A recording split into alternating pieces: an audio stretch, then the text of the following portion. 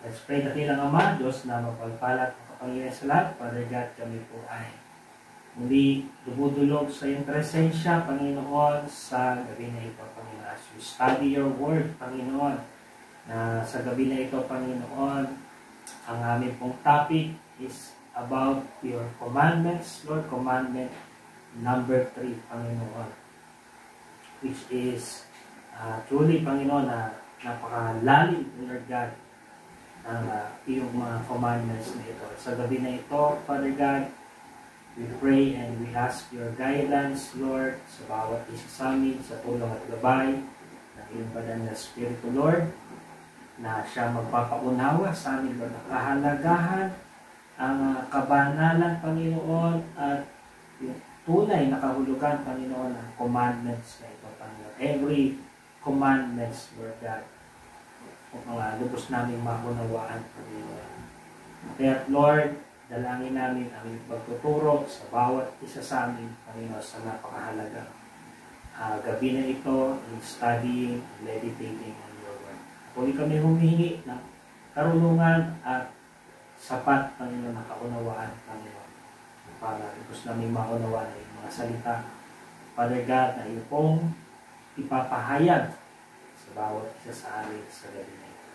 Maraming salamat. Purihin ka, O Diyos, na banal, nakila at makapangyarihan sa lahat. Ito po ang aming hiling at panalangin sa dakila at makapangyarihan pangalan ng aming Panginoon Jesus. Amen. Amen. Okay. So, Exodus chapter 20, commandment number 3, at yun po ay sa book of Exodus chapter 20, verse number 7. Tayo po ay nasa verse number 7. At ang sabi po doon ay, you shall not take the name of the Lord your God in vain, for the Lord will not hold him guiltless who takes his name in vain. Yan, kung meron po kayo mga Tagalog na mga Bibles, mas maganda po. No? Mamaya ipa-flash ni Mami Jude yung Tagalog dyan sa ating screen. No? So yun po yung commandment number 3 ng ating Panginoon. You shall not take the name of the Lord your God in vain, or in other version, the Bible, you shall not misuse. You shall not misuse the name of the Lord your God. Huwag mong gagamitin. Sabi ko, huwag mong gagamitin yung pangalan ng ating Panginoon sa mga walang kabuluhan. Why? Okay, why? Yan yung ating pag-aaralan, no, sa gabi na ito. About sa pangalan ng ating Panginoon. At bakit? Bakit? Ito yung commandment ng ating Panginoon in Exodus chapter 20 na ibinigay niya sa Israelites at ngayon ay sa atin, maging sa atin as believers. Okay? So, ang Tagalog, commandment number 3, ikatlong utos, huwag mong gagamitin sa walang kabuluhan ang pangalan ni Yahweh na iyong Diyos. So about, ang pag-aaralan natin about the name o yung pangalan ng ating Panginoon. Kaya commandment number 3, napakahalaga nito, no, na malaman natin, unawaan natin. So, pangalan ng ating Panginoon, names ng ating Panginoon. Okay? So, so how I learned from the Word of God that names are so important. Yan, yung tayo ay naging believers. Ako, personally, yung ako ay naging believer, and then, nung simula ko ng naunawaan yung salita ng ating Panginoon, dito ko naunawaan na napaka-importante pala, no, ng pangalan. Yan. Yung pangalan natin, and then, lalo-lalo na, most importantly, sa yung pangalan ng ating Panginoon. Names are so important. Why? Bakit? Because in our name, it carries on our personality and our character.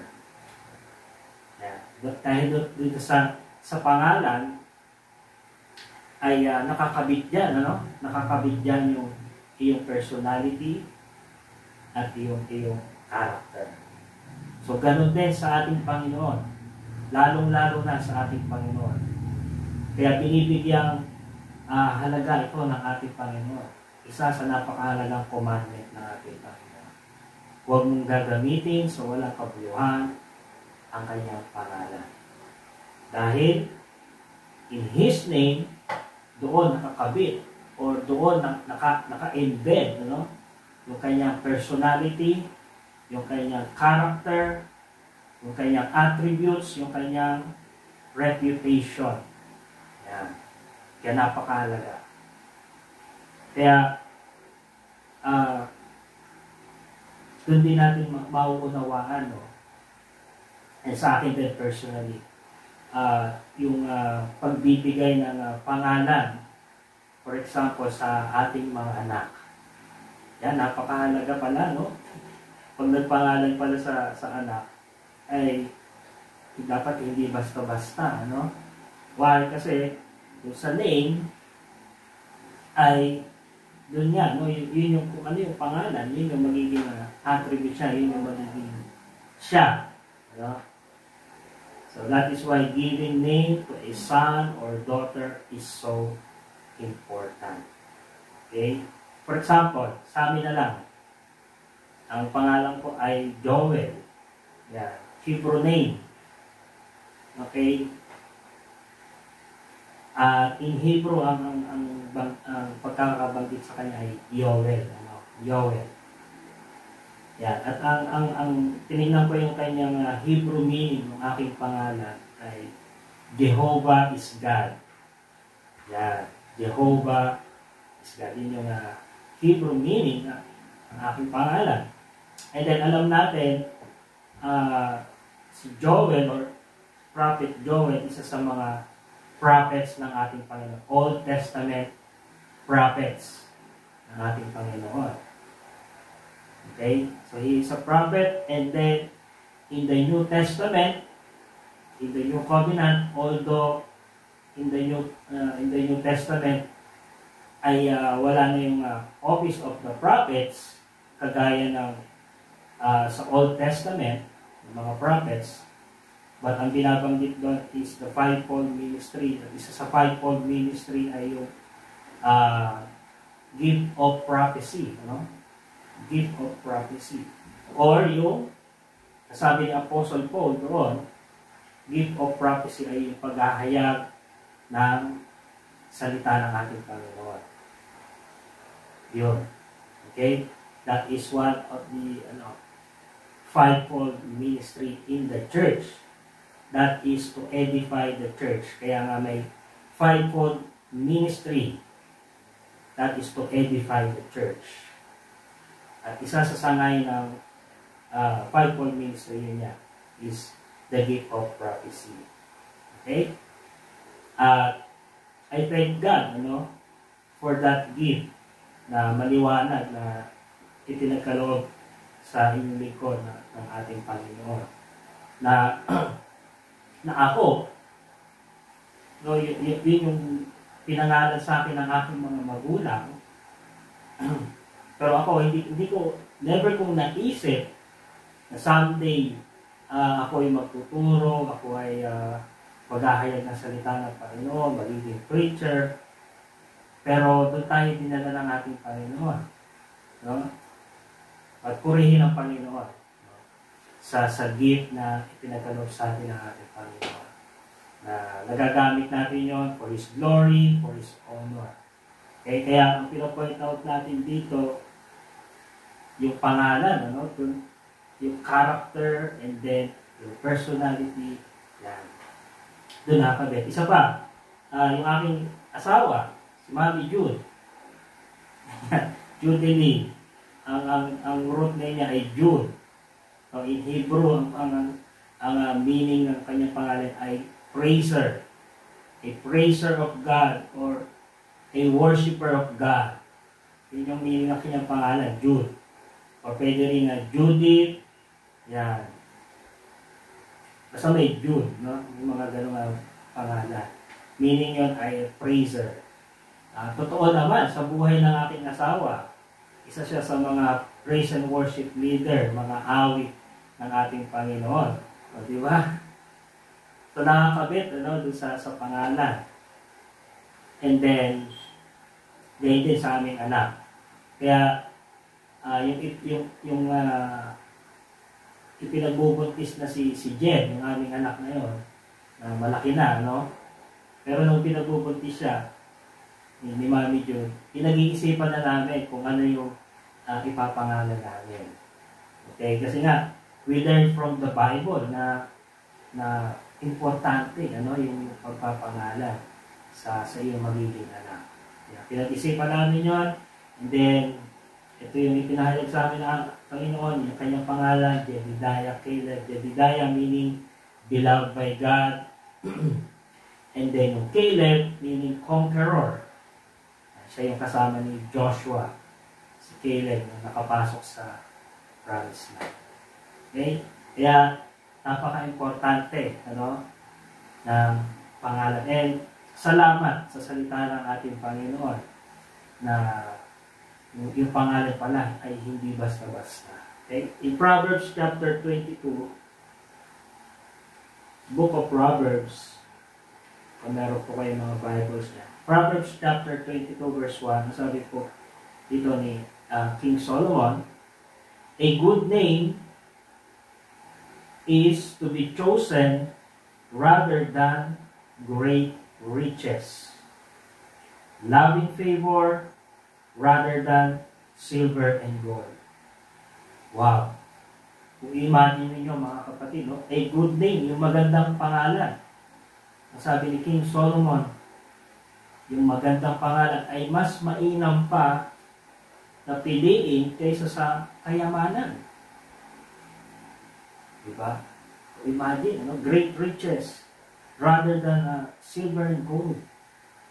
Mas mainam pa yung magandang pangalan. Good name. Ibig sabihin, mga kapatid, hindi lang maganda yung pangalan mo, no? Hindi yung ibig sabihin ng maganda yung pangalan. But yung legacy, no? Yung ibig sabihin yung legacy ng yung iyong pangalan. Na kapag sinabing ganito, kilala namin yan. Ganito yan. Ganito yung mga nagawa niya. Diba? Mas lalong-lalo na para sa Panginoon. Ganito yung mga na-accomplish, mga contributions niya, yan. Legacy. Diba? Kapag sinabing ganun yung pangalan, marinig nila ganun yung pangalan, isipin nila, wow. Diba? Yun yung legacy na iniwanan. Magandang pangalan. Rather than mayaman niya, marami siyang kayamanan, maraming ari-arian, pero pag nabanggit yung kanyang pangalan, ay, ganito yan. Diba? So, ganun, a good name is rather to be chosen than great riches. Okay? So, in Bible times, yan. Palagi ko na rin po ito nababanggit. In Bible times, a name is very significant. At lalong-lalo na po yung lineage. Lineage or yung descendant. Yan, napaka-importante po yan, mga kapatid. Lalong-lalo na sa mga Jewish people. Yung kanilang lineage, yung kanilang descendant, yung kanilang family tree. Okay? Very significant in Israel. Why? Because every Jew, pwede kasi silang matrace, bawat Hudyo. Yan. Pwede silang matrace kung saan tribe sila galing. kahit na uh, from generations and generations na yung lumipas, okay, pwede nilang matrace kung saan silang tribe nagmumula. Yan. Through lineage, through descendants, and syempre, yung pangalan. Kani-kanino mga pangalan. From generations to generation. And then, they will trace back, ito pala, from ano pala ako, tribe of Judah. From tribe of Benjamin pala ako, ganun sila. Okay? Even yung mga Jews today, at alam natin, yung mga Jewish people today from other parts of the world na ngayon ay nagbabalikan in Israel dahil nga yung rising anti-Semitism sa buong mundo, especially ngayon sa western part of the world, Europe, Germany, saan pa man, ano? Basta sa western part, rising anti-Semitism. Yung pag-atake sa mga Jewish people, kaya yun yung nagtutulak sa kanila na bumalik sa Israel. Kaya pagbalik sa Israel, ite-trace kung talaga sila ay may dugong Hudyo, and then matitrace back kung saan silang descendant, saan silang tribe. Kaya importante sa kanila pati yung pangalan, descendants, lineage. Okay? It's very significant in the Bible. So in Old Testament, Old Testament, matatandaan natin, in the book of Genesis, na may pinalitan ng ating Panginoon na pangalan sa mga Bible characters, kagaya ni Jacob. Diba? Si Jacob, na ang kanyang pangalan, Jacob, ang meaning ay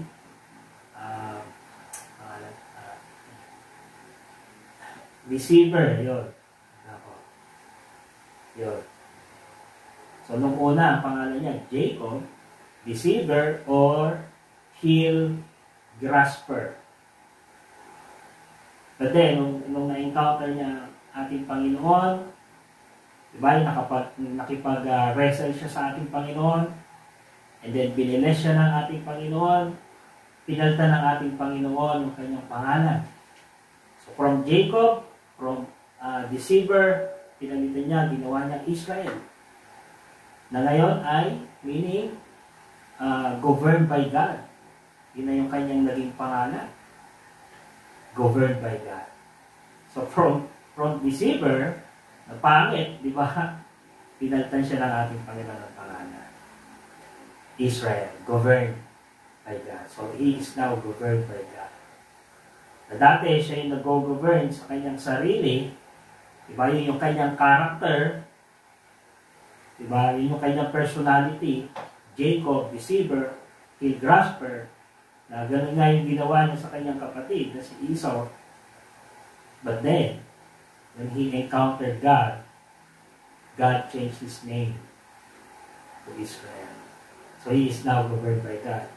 So from Jacob to Israel, naging si Abram, diba? Naging pinagtan siya ng ating Panginoon, naging Abraham, father of many nations. Sino pa? Yung kanyang wife, si Sarai. Si Sarai, naging Sarah. And then, in the New Testament, meron din si Simon. Okay, pamilya kayo, si Simon. Pinalitan siya, ginawa siyang Peter. Ginawa ni Jesus Christ, Peter, or meaning in Greek ay Petra. Yung Greek meaning na pangalan ni Peter. Petra or rock. or stone. Yan. Si Simon, ginawang Peter, and then si Saul, alam natin, si Saul, siya ay Pharisee pa, hindi pa niya na-encounter si Jesus Christ, kanyang pangalan, and then after his encounter sa ating Panginoon, pinagyan ang kanyang pangalan to Paul. So from Saul, na big name, naging Paul. Okay? Which is a humble name. Okay? Yan. So yan yung ilan sa mga Bible characters na God changed their names. And then in the book of Revelation, so hindi lang sila mga kapatid. Ito pa yung maganda dyan.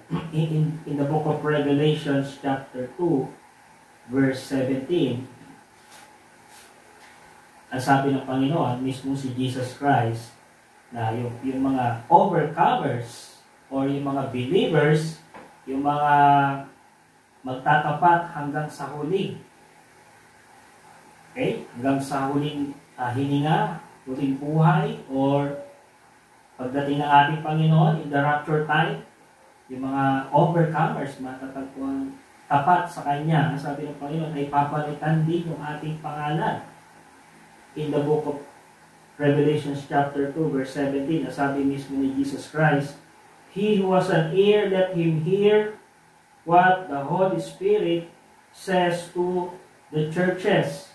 To him who overcomes, I will give some of the hidden manna to eat, and I will give him a white stone, and on the stone a new name." Wow! A new name. Written, which no one knows except him who receives it. So that is exciting, mga kapatid. Diba?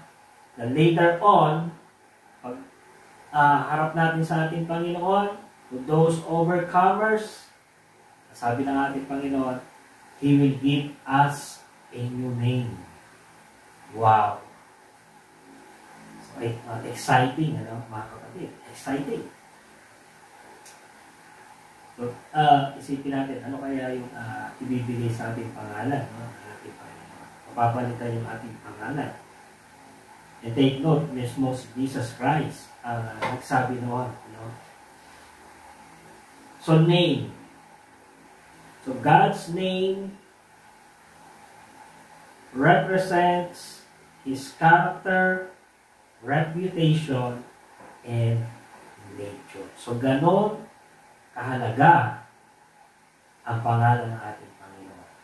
Bukod sa, ang pangalan ng ating Panginoon is holy, is pure, is righteous, but in His name, sabi ko nga po kanina, doon naka-embed, ano?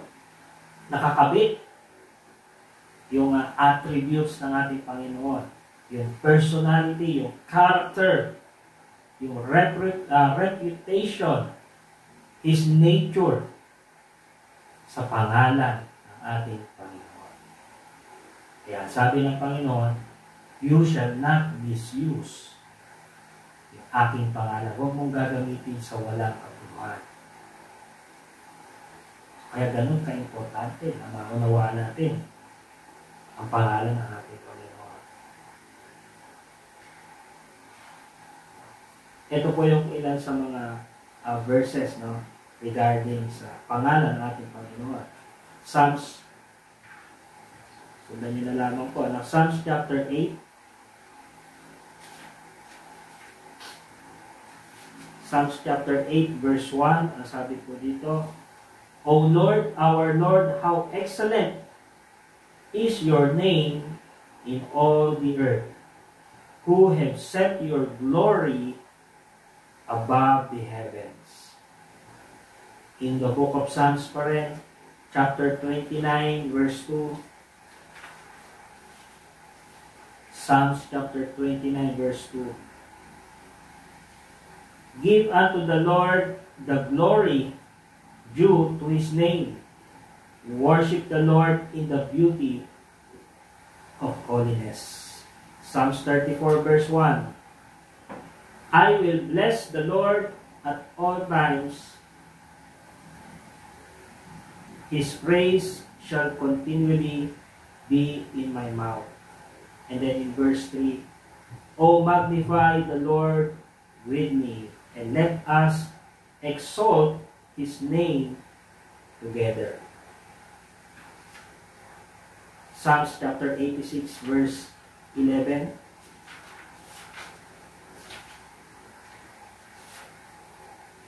Psalms 86:11. Teach me your way, O Lord. I will walk in your truth. Unite my heart to fear your name. Psalms 103 verse 1. Bless the Lord, O my soul, and all that is within me. Bless His holy name. Psalms 113 verse 2. Blessed be the name of the Lord from this time forth and forevermore.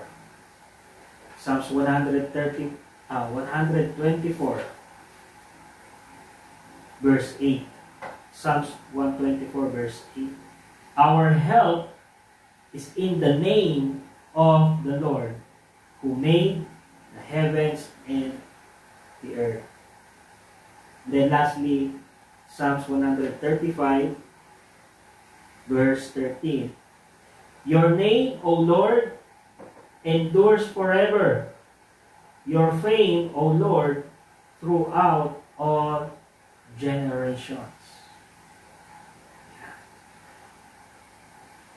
And then in the New Testament, sabi po doon, the name of Jesus, the name of Jesus Christ, the name above all names. Sabi po doon, the name that is greater than every name, and the only name under the heaven by which men can only be healed and saved. Imagine, mga kapatid, the name.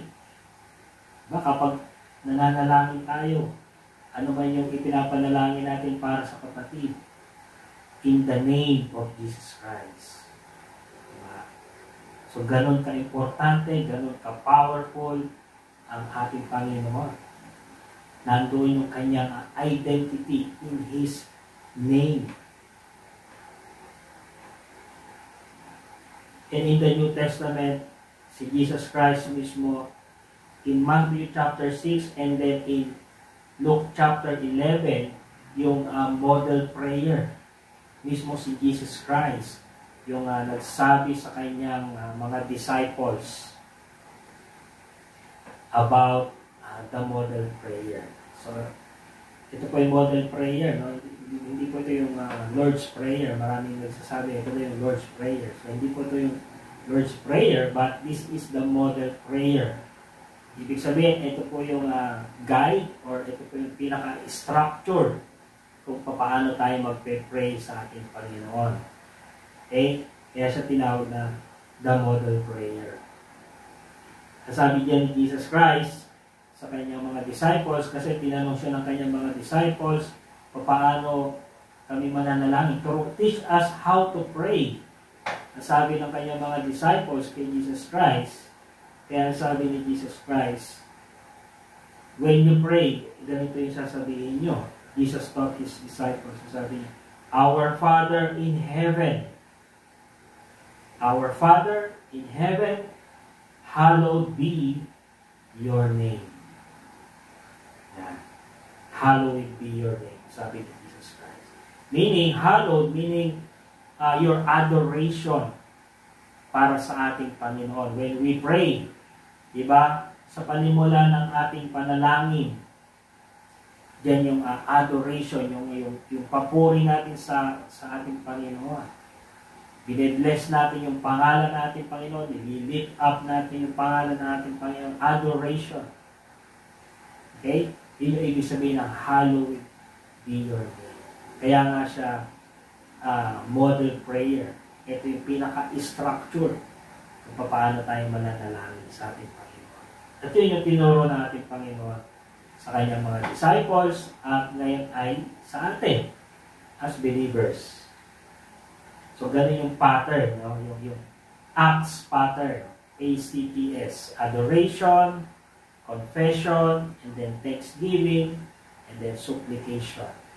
Yun yung pattern of prayer. And then in the book of Exodus chapter 3, verses 13 to 14, so matatandaan natin, ito yung encounter ni Moses sa ating Panginoon in the burning bush.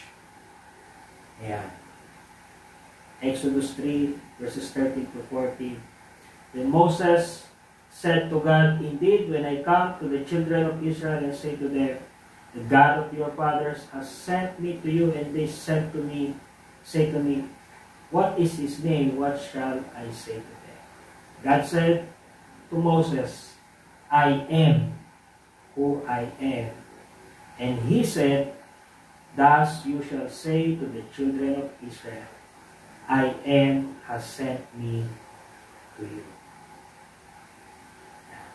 Bago pumunta si Moses doon sa Egypt,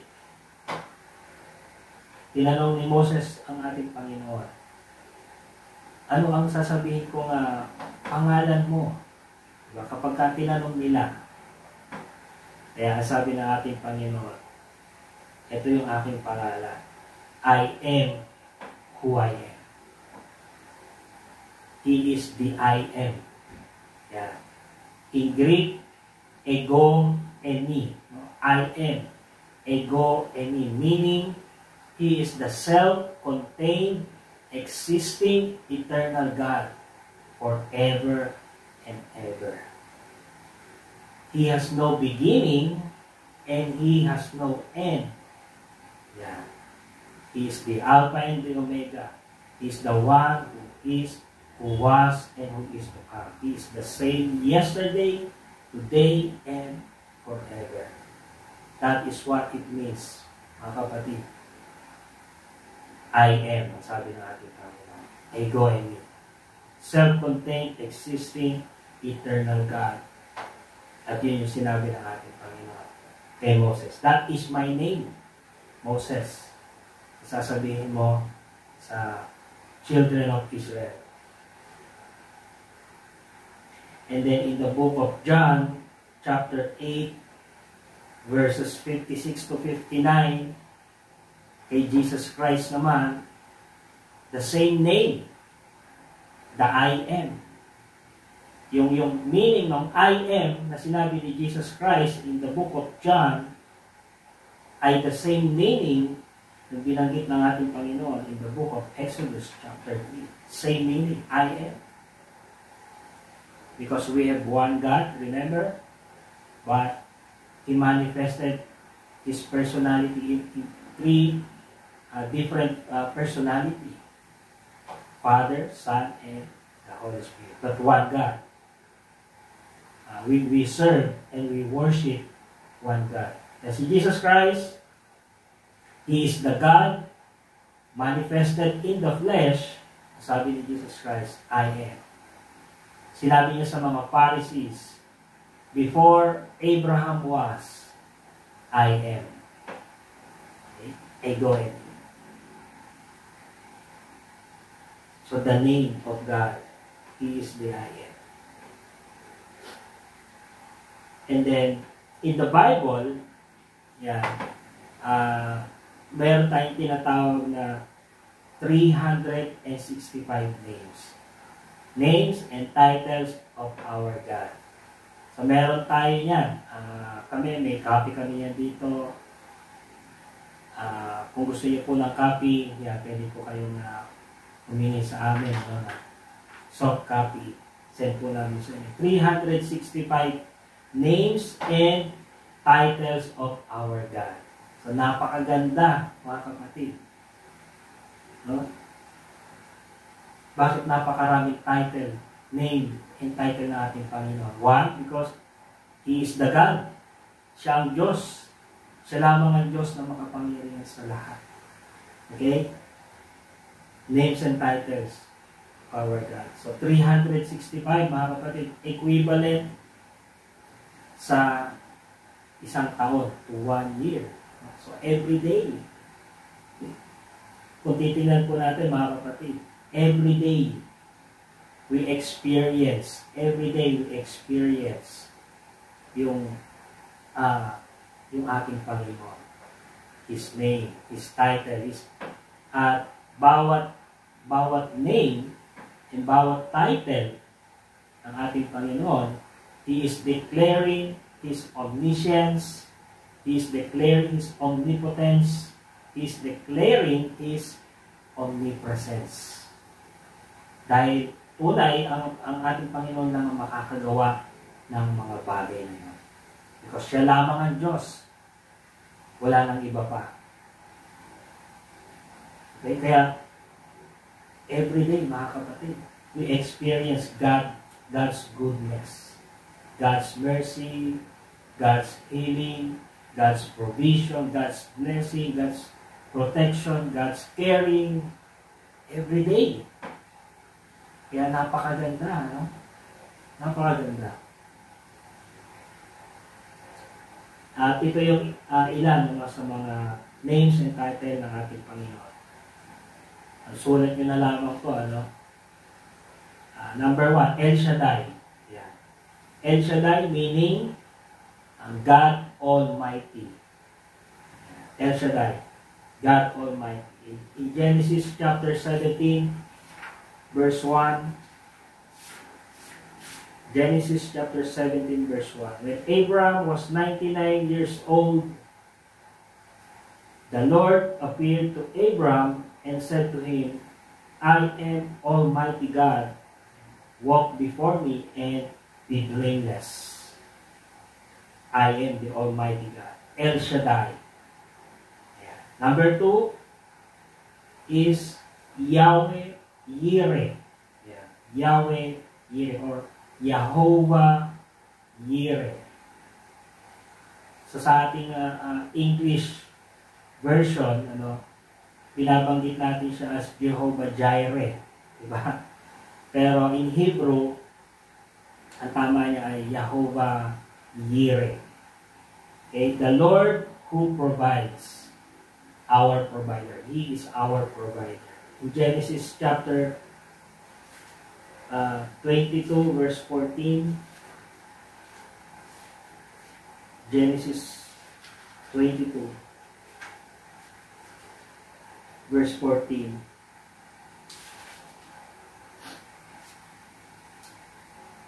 And Abraham called the name of the place, the Lord will provide.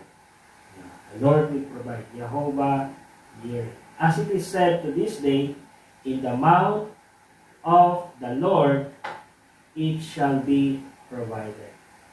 So that is Mount Zion.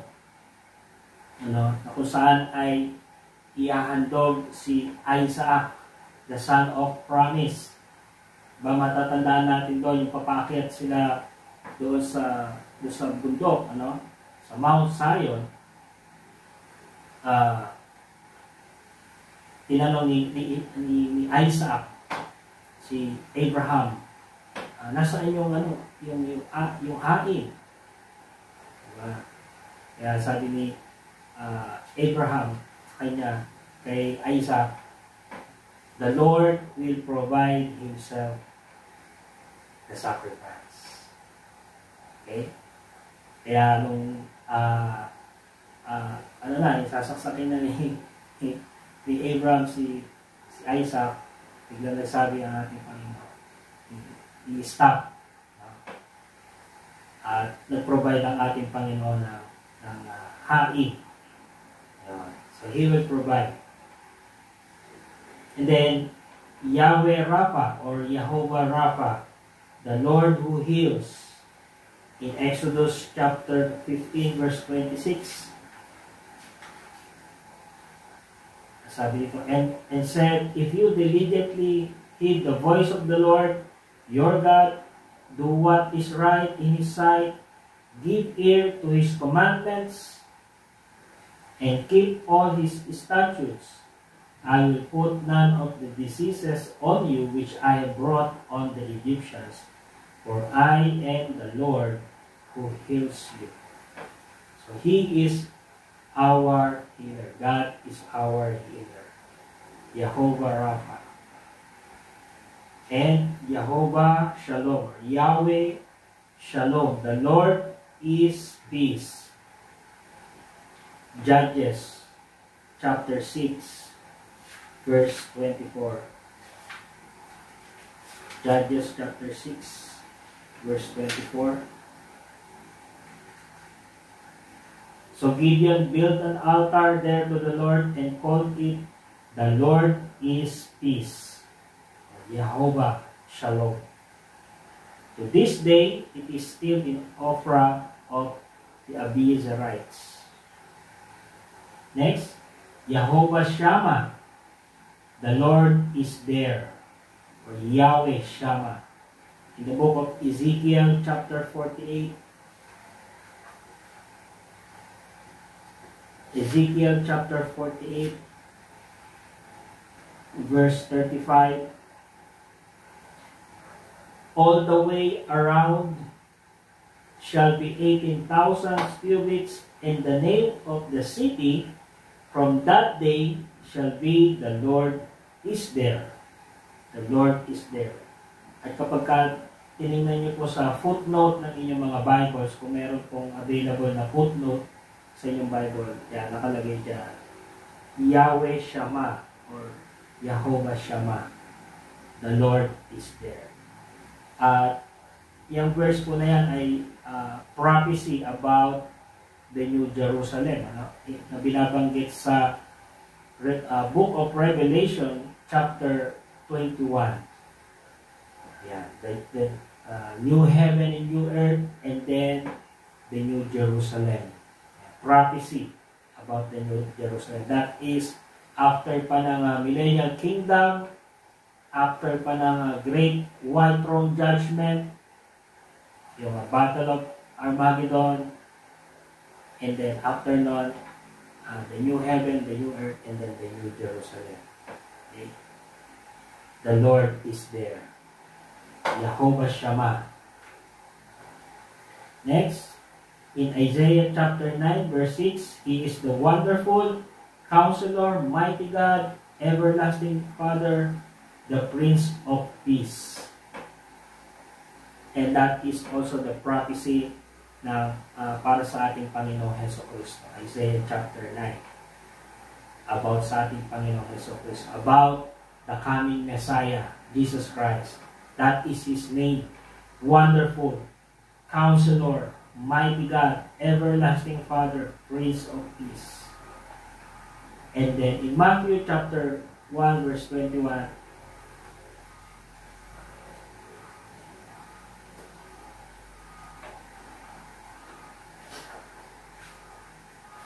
pasensya na po, maraming tayong verses ngayon. Maganda ito, no?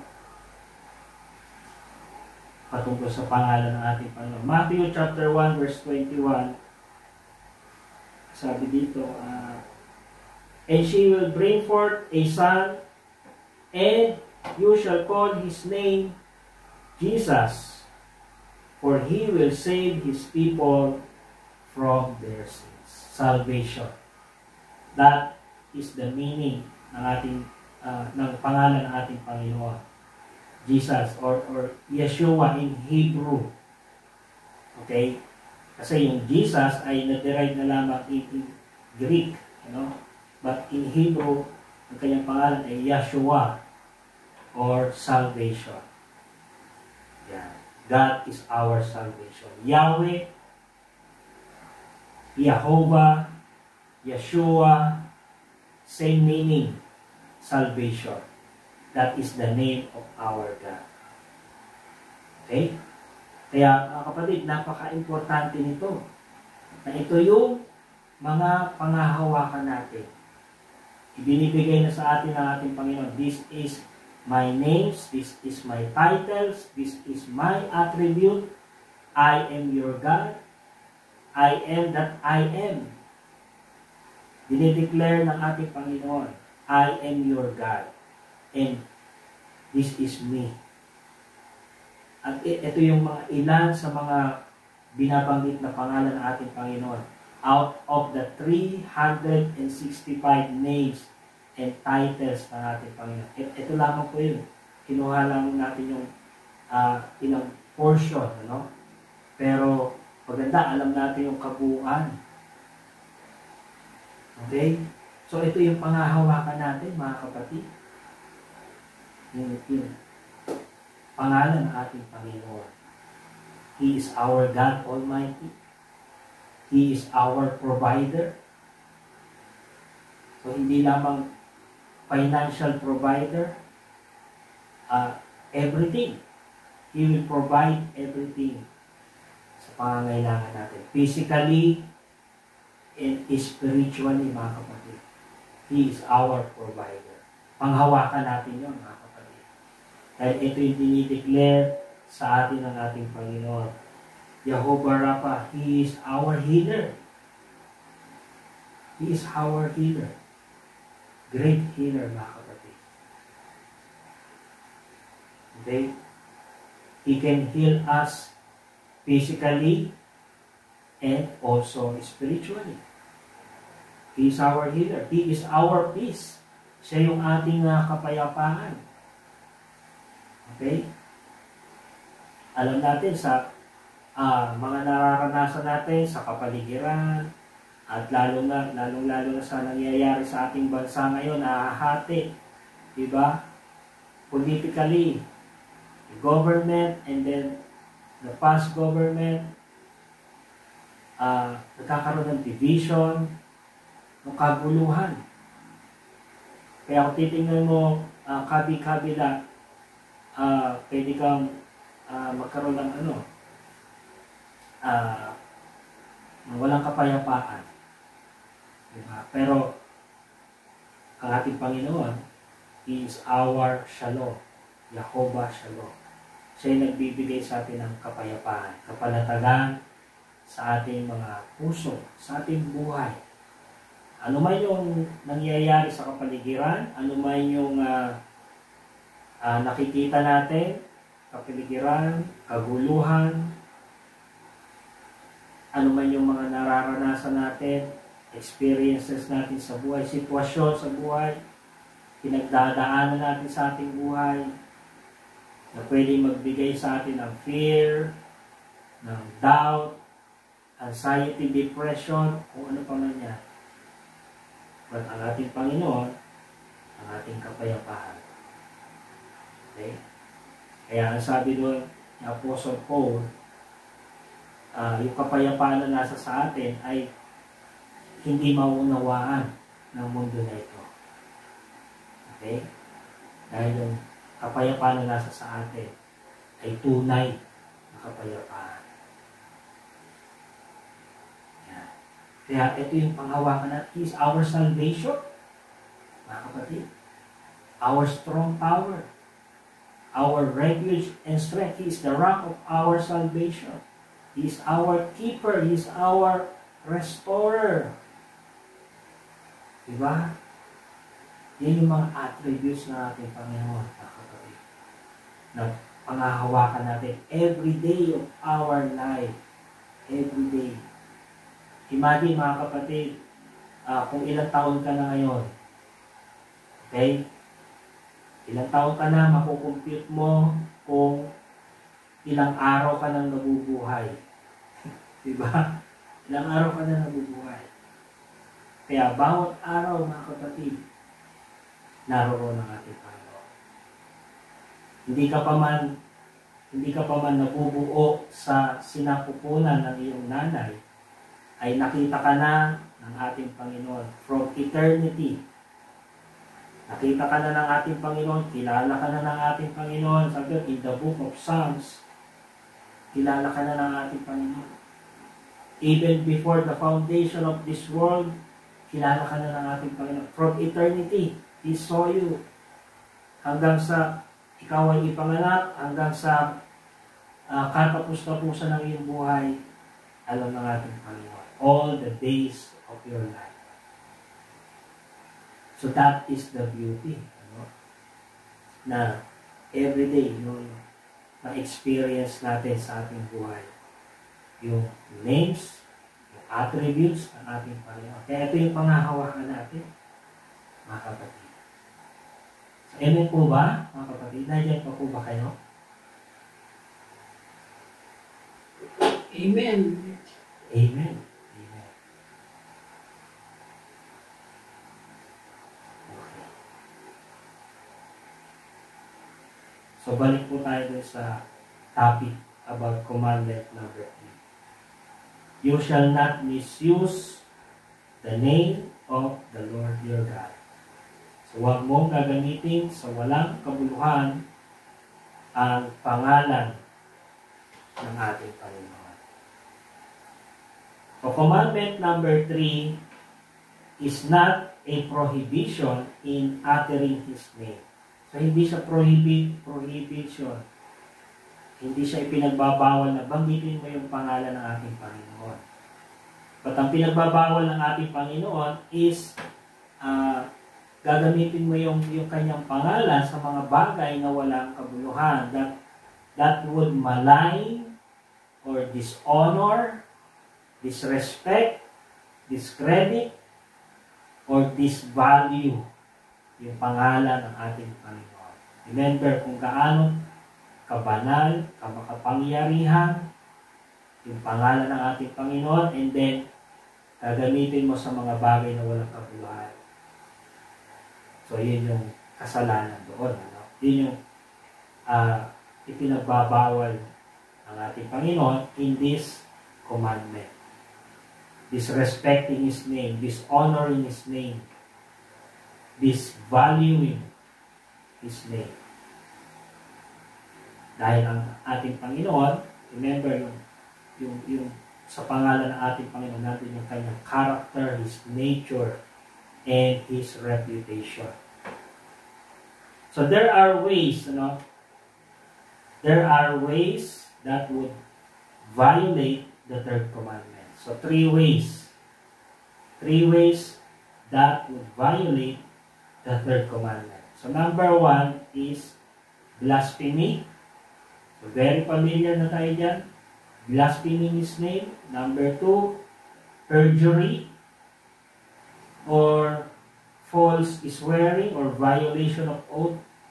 And then number 3 is hypocrisy. Hypocrisy. So, yan yung mga ways na pwede natin ma-violate yung third commandment. So, number 1 is blasphemy. So, very familiar na tayo dyan. That is swearing.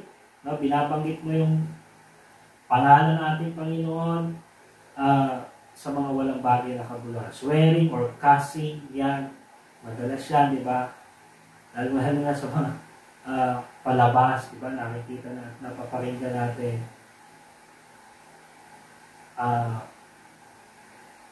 Pangalan ni Jesus Christ, di ba? Bakit pangalan ni Jesus Christ? Napapasama doon sa cussing, di ba? Kung isipin natin, bakit hindi yung mga pangalan ng mga pagan names, pagan gods, di ba? Buddha, bakit hindi Buddha? Bakit hindi Baal? Di ba? Mga pagan gods.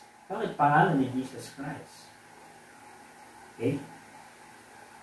Expression. Yan. So, yun yung mga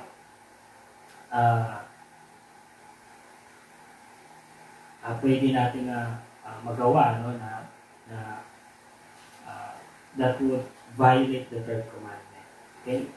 And even sa Christian, meron din yan, yung mga, oh my God, di ba? Oh my God. So, gano'n, no? May mga maririnig ka na mga ganyan. Okay?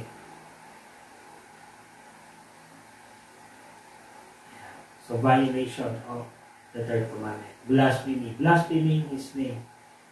And in the Old Testament, itong blaspheming His name ito po ay capital offense under the law.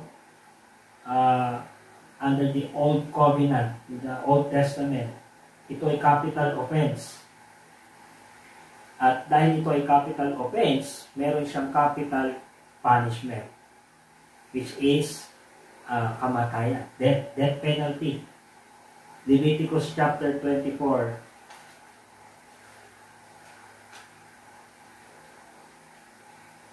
Leviticus 24 verses 15 to 16. Ang sabi po dito ng ating Panginoon, the penalty for blasphemy. Then you shall speak to the children of Israel, saying, sabi ng ating Panginoon, whoever curses his God shall bear his sin, and whoever blasphemes the name of the Lord, okay, shall surely be put to death. All the congregation shall certainly stone him, the stranger as well as him who is born in the land. When he blasphemes the name of the Lord, he shall be put to death. So, ganon sa under the Old Covenant, capital punishment. Whoever blasphemes the name of God, babatuhin hanggang mamatay, di ba? Napakasakit na kamatayan yun. Imagine, babatuhin ka hanggang sa ikaw ay mamatay, di ba? Nasakit mo. Thank God, no? Wala na tayo sa law. Hindi na tayo under the law. Pero imagine kung nasa ganun tayo, di ba? Okay? So, capital punishment. So, that is blasphemy. Number 2, perjury. Perjury. Okay? Matatapos na po tayo. Perjury. Or violation of oath or false swearing. Doon pa rin tayo sa Book of Deuteronomy. Deuteronomy chapter 6 verse 13.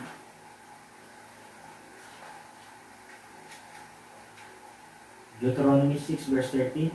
You shall fear the Lord your God and serve him and shall take the oaths in his name. And then in the book of Numbers chapter 30,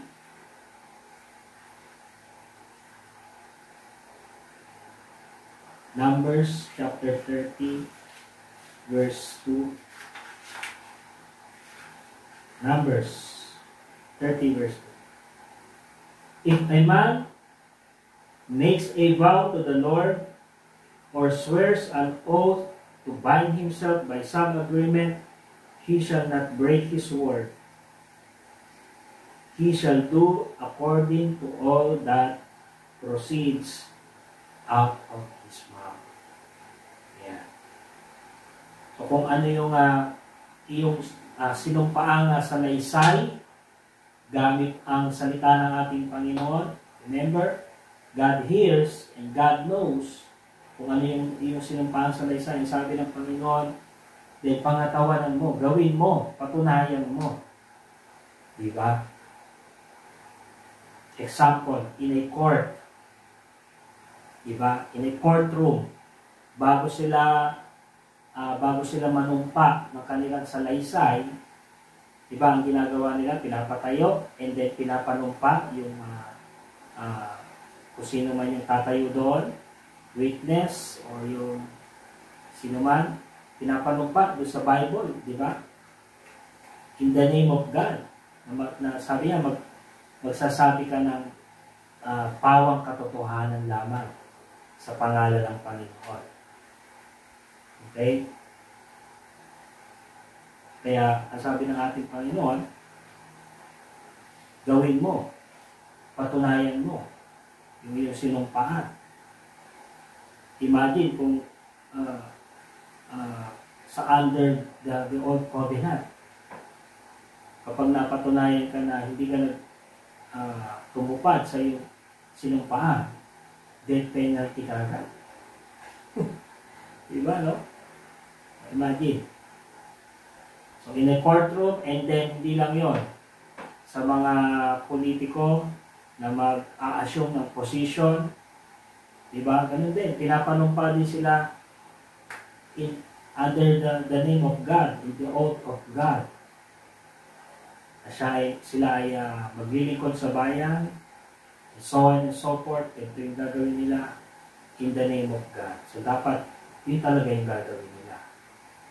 So by heart, kung isinapuso nila yung kanilang sinumpaan in the name of God, dapat ganun yung gagawin nila. And also in marriage, di ba?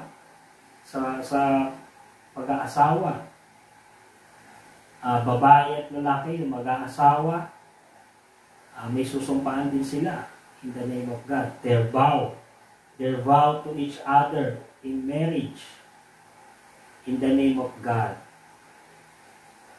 Okay? So kaya kapag hindi ka tumapad doon, so perjury, you are also violating the third commandment. Kung hindi ka tumupad doon sa iyong sinumpaang salaysay or sinumpaan or vow in the name of God, then you are also violating commandment number 3. And then number 3, last point number 3, another way that would violate the third commandment, number 3, is hypocrisy. Hypocrisy. In Romans chapter 2,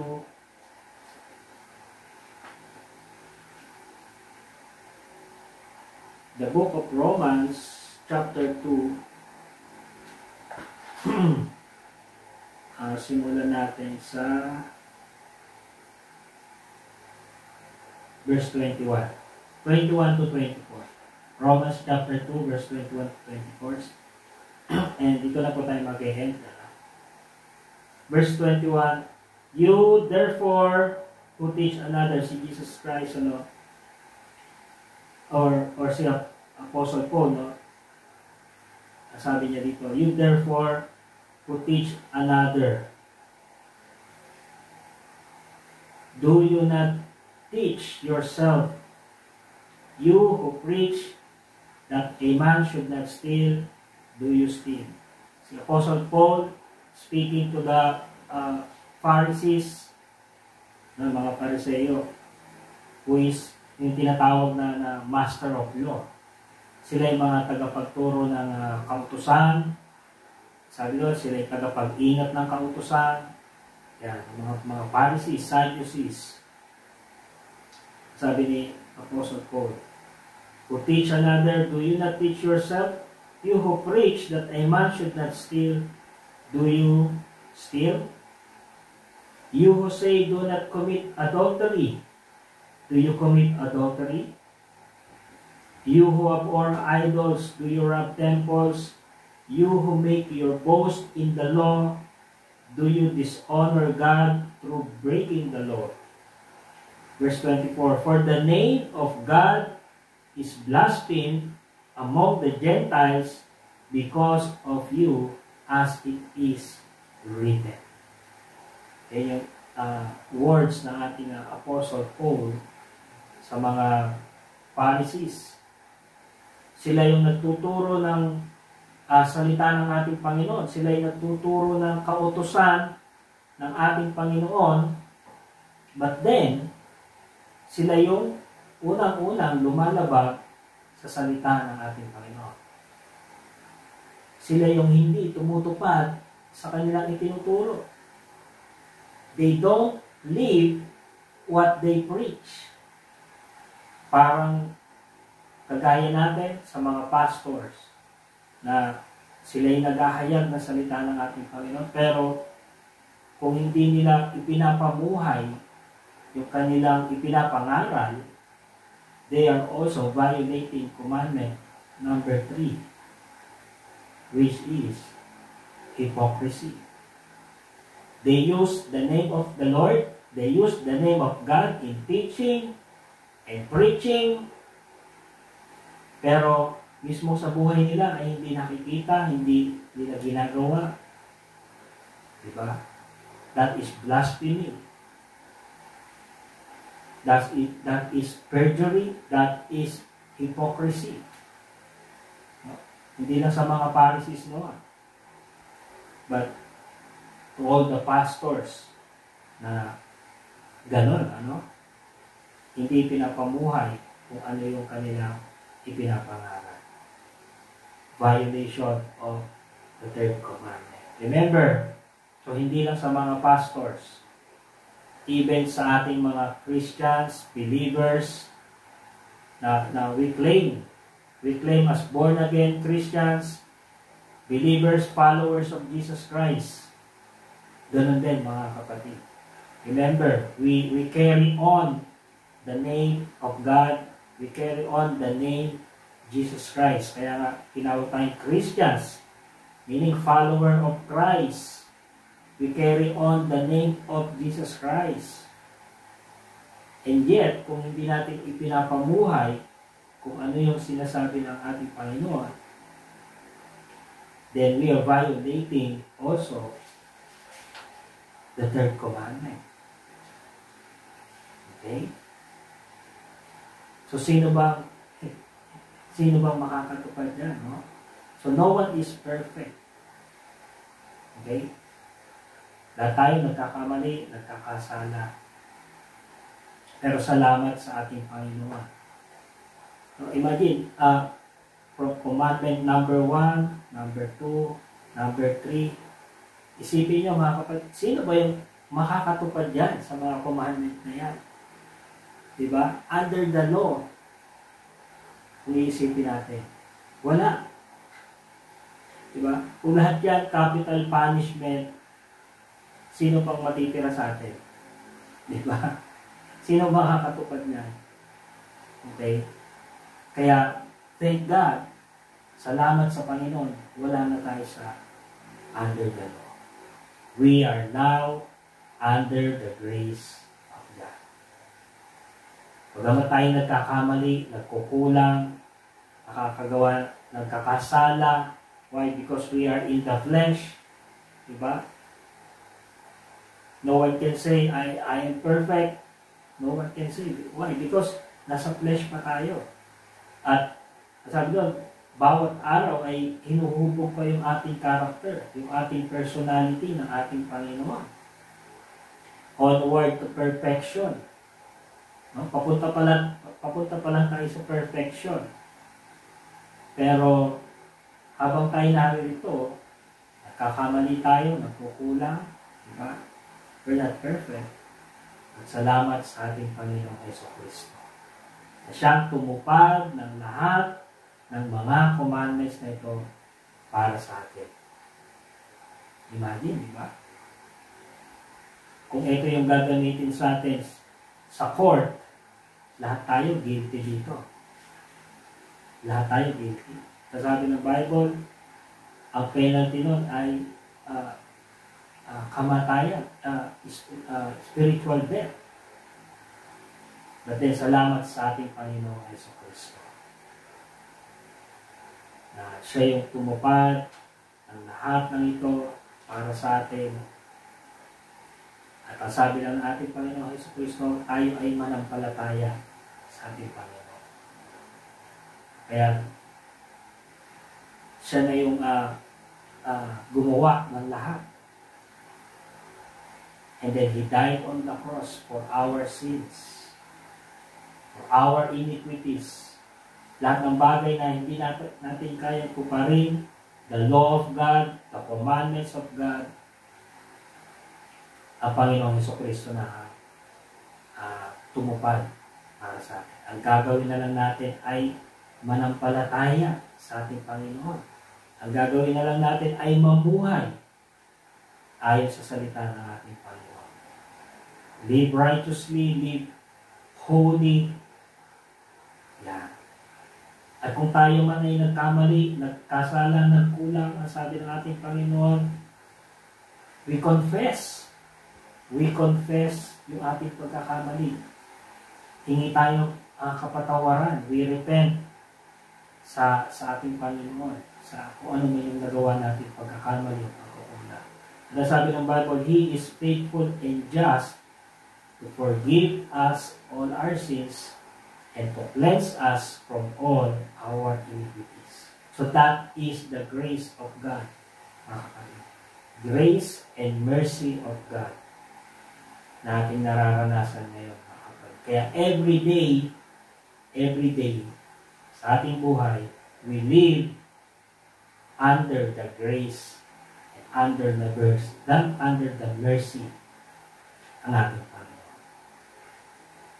Okay? Amen po ba, mga kapatid? Last verse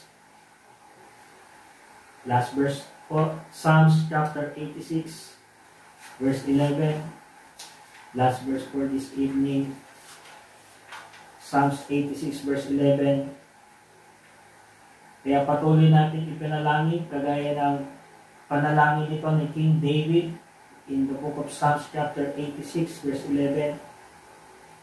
Ang sabi dito, teach me your way, O Lord. Teach me your way. I will walk in your truth. Unite my heart to fear your name. That is yung fear, yung reverential awe. O yung paggalang sa pangalan ng ating Panginoon. Yan yung ating ipanalangin. Teach me your way, O Lord. Si Moses, ganun din ang kanyang pangalan, show me now your way, O Lord.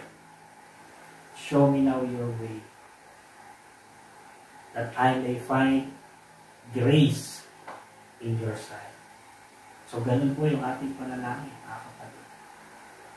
Every day, panalangin natin yan. Lord, teach me your way. Lord, show me now your way, Panginoon. Even in our decision making, hanapin natin ang ating Panginoon. Lord, show me the way. Ganito yung decision na gagawin ko, Panginoon. Show me now your way, Panginoon. So, ganun palagi. Ganun palagi, mga kapatid. Okay? And then, reminder, huwag po natin kakalimutan yung pangalan ng ating Panginoon. All His attributes. Yun yung pangahawakan natin because that is His promise to us. That is His promise to us. Sabi ng Bible, He is faithful and true. He is the God that is always faithful and true. Siya ay totoo sa kanyang mga salita. Siya ay totoo sa kanyang mga pangako. Kaya kung ano yung kanyang pangako na binitawan niya, in His name, panghawakan natin. Panghawakan.